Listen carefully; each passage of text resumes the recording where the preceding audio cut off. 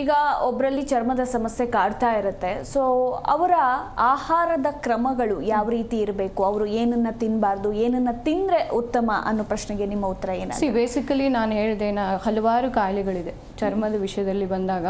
Commonly routine day to day clinical ಪ್ರಾಕ್ಟೀಸಲ್ಲಿ ನಾವು ನೋಡ್ತಾ ಇರುವಂಥ ಕಾಯಿಲೆಗಳಲ್ಲಿ ಮೇನ್ ಕಂಡು ಬರುವಂಥದ್ದು ನಿಮಗೆ ಅರ್ಟಿಕೇರಿಯಲ್ ರ್ಯಾಷಸ್ಸು.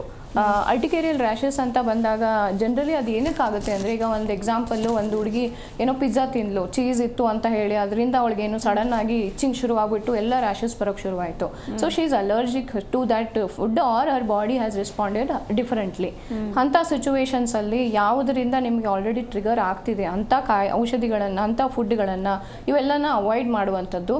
ಜೊತೆಗೆ ಯಾಕೆ ನಿಮ್ಮ ಇಮ್ಯೂನ್ ಸಿಸ್ಟಮ್ ಸೆನ್ಸಿಟಿವ್ ಆಗಿದೆ, ಅದರ ಹಿಂದಿನ ಬ್ಯಾಕ್ಗ್ರೌಂಡ್ ರೀಸನ್ಸ್ ಏನು, ಈಗ ಇಮ್ಯೂನ್ ಸಿಸ್ಟಮ್ ಸೆನ್ಸಿಟಿವ್ ಆಗೋದ್ರ ಹಿಂದೆ ರೀಸನ್ಸ್ಗಳೇನು, ಒಂದಿರ್ಬೋದು ಆಲ್ರೆಡಿ ಎಕ್ಸಿಸ್ಟಿಂಗ್ ಮೇಜರ್ ಹೆಲ್ತ್ ಡಿಸೀಸಸಲ್ಲಿ ಬರುವಂಥದ್ದು ಥೈರಾಯ್ಡ್ ಡಿಸಾರ್ಡರ್ಸ್ಗಳು. ಹೈಪರ್ ಥೈರಾಯ್ಡ್ ಇದ್ದಾಗ ಚರ್ಮದಲ್ಲಿ ಡ್ರೈನೆಸ್ಸು ಅಥವಾ ಡಿಸ್ಕಂಫರ್ಟು, ಕ್ರ್ಯಾಕ್ಸು ಅಥವಾ ಕೆಲವೊಂದು ಸತಿ ಆ್ಯಡೆಡ್ ಡಿಸೀಸಸ್ ಕಂಡು ಬರುತ್ತೆ.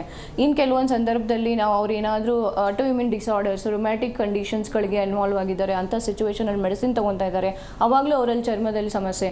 ವೆರಿಕೋಸ್ ವೇನ್ಸ್ ಅಂತ ಬಂದಾಗ ವೆರಿಕೋಸ್ ಎಕ್ಸಿಮಾ ಅಂತ ನೋಡ್ತೀವಿ, ರಕ್ತ ಪರಿಚಲನೆ ಸರಿ ಇಲ್ಲ ಅಂದಾಗ ಚರ್ಮದ ಕಾಯಿಲೆ ಬರ್ತಾ ಇರುತ್ತೆ. ಸೊ ಬೇಸಿಕ್ ಏನು ಬ್ಯಾಕ್ಗ್ರೌಂಡ್ ಕಾಯಿಲೆ ಇದೆ, ಆ ಕಾಯಿಲೆನ ಕರೆಕ್ಟಾಗಿ ಔಷಧಿ ಮುಖಾಂತರ ಆಪ್ಟ್ಫುಲ್ ಟ್ರೀಟ್ಮೆಂಟ್ ಮುಖಾಂತರ ಅದನ್ನು ಕಂಟ್ರೋಲ್ ಮಾಡ್ಕೊಳ್ಳೋದಂತೂ, ಅದರಿಂದ ನೀವು ಕಾಯಿಲೆಯನ್ನು ಅವಾಯ್ಡ್ ಮಾಡುವಂಥದ್ದು. ಆಮೇಲೆ ಫುಡ್ ಅಂತ ಬಂದಾಗ ಡೆಫಿನೆಟ್ಲಿ ಯಾವುದೇ ಚರ್ಮದ ವ್ಯಾಧಿಗೂ ಅತಿಯಾದ ಒಂದು ಅನಿಮಲ್ ಪ್ರೋಟೀನ್ ಏನಿದೆ ಅದು ಅಷ್ಟು ಸಜೆಸ್ಟೇಬಲ್ ಅಲ್ಲ. ಆಯಿಲಿ ಫುಡ್, ಜಂಕ್ ಫುಡ್, ತುಂಬ spicy masala food, packed food ಆಗಿರ್ಬೋದು, ಬೆವರೇಜಸ್ಗಳಾಗಿರ್ಬೋದು, ಪ್ರಿಸರ್ವೇಟಿವ್ ಇರುವಂಥ ಆಹಾರಗಳಾಗಿರ್ಬೋದು, ಇವೆಲ್ಲವನ್ನು ಸಂಪೂರ್ಣ ಅವಾಯ್ಡ್ ಮಾಡುವಂಥದ್ದು.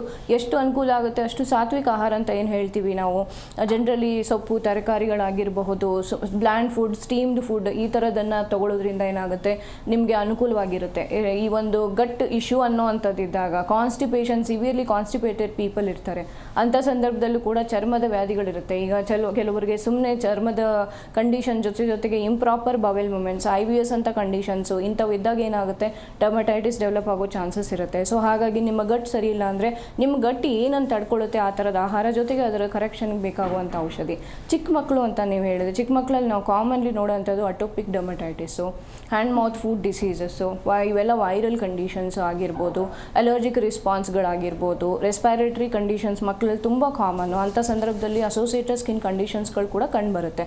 ಸೊ ಹಾಗಿದ್ದಾಗ ವಾತಾವರಣಕ್ಕೆ ತಕ್ಕನಾದಂಥ ಆಹಾರ, ಬಾಡಿ ತಡ್ಕೊಳ್ಳುವಂತಹ ಒಂದು ಆಹಾರ, ಅವರದ್ದು ಏನು ಸ್ಟೇಪಲ್ ಇದೆ ಆ ಥರದ ಒಂದು ಪ್ಲಾನಿಂಗ್ ಆ್ಯಂಡ್ ಮೆಡಿಕೇಷನ್ಸನ್ನು ಕೂಡ ಈಕ್ವಲಿ ನೋಡಿ ಕೊಡುವಂಥದ್ದು. ಈ ಥರ ಮಾಡುವುದರಿಂದ ಒಂದು ಥಿಂಗ್ ಏನಂದರೆ, ಚರ್ಮದ ವ್ಯಾಧಿಗಳಲ್ಲಿ ಫ್ಲೇರಪ್ಸ್ ಅನ್ನೋದು ಕಾಮನ್ ಇರುತ್ತೆ. ಈಗ ಫಾರ್ ಎಕ್ಸಾಂಪಲ್ ಒಂದು ಸೋರಿಯಾಸಿಸ್ ಬಂದಿದೆ ಅಂದ್ಕೊಳ್ಳಿ, ಅದು ಒಮ್ಮೆ ತೊಗೊಂಡು ಔಷಧಿ ಹೋದ ತಕ್ಷಣ ಅದು ನಾಳೆ ಒಂದು 2 ತಿಂಗಳು 3 ತಿಂಗಳಿಗೆ ಹೋಗ್ಬಿಡುತ್ತೆ ಅನ್ಲಿಕ್ಕೆ ಬರೋದಿಲ್ಲ. It might recur. So it has a flare ups. So ಫ್ಲೇರಪ್ಸ್ಗಳನ್ನು ಬಂದಾಗ ಹೇಗೆ ಮ್ಯಾನೇಜ್ ಮಾಡಬೇಕು ಅನ್ನೋದು ಕೂಡ ತುಂಬ ಇಂಪಾರ್ಟೆಂಟ್ ಇರುತ್ತೆ. ಸೊ ನಿಮ್ಮ ಆಹಾರ ಕಾಯಿಲೆ ತಕ್ಕನಂಗೆ, ಫ್ಲೇರಪ್ಸ್ ತಕ್ಕದಂಗೆ, ತಡ್ಕೊಳ್ಳುವ ಶಕ್ತಿಯ ತಕ್ಕನಂಗೆ ಬ್ಯಾಲೆನ್ಸ್ ಮಾಡೋದು ಅವಶ್ಯಕತೆ ಇರುತ್ತೆ. ಇನ್ನು ಜಿ ಕನ್ನಡ ನ್ಯೂಸ್ ಈಗ ನಿಮ್ಮ ಮನೆಯಲ್ಲೇ ನೋಡಿ, ಎಲ್ಲ ಕೇಬಲ್ಗಳಲ್ಲಿ ಈಗ ಲಭ್ಯ. ನಿಮ್ಮ ನೆಚ್ಚಿನ ಜಿ ಕನ್ನಡ ನ್ಯೂಸ್ ಈಗ ಸನ್ ಡೈರೆಕ್ಟ್ ನಲ್ಲಿ number 292, Tata play number 1664, Jio TV number 1334, NXT digital number 30, in cable number 30, city networks 51, U digital number 162, GTPL number 17, Rockline telecommunications number 42, Shri Basaveshwara cable number 168, rural cable network 60, Vinayaka digital 57, Abhishek cable 821, city channel 53, Siddeshwara cable network 57, V4 digital Infotech 628, Surya digital networks 53, Gajanan digital number 836, Malnad infotech private limited number 56, metro cast number 830, victory digital number 167ರಲ್ಲಿ ನೋಡಿ ಆನಂದಿಸಿ.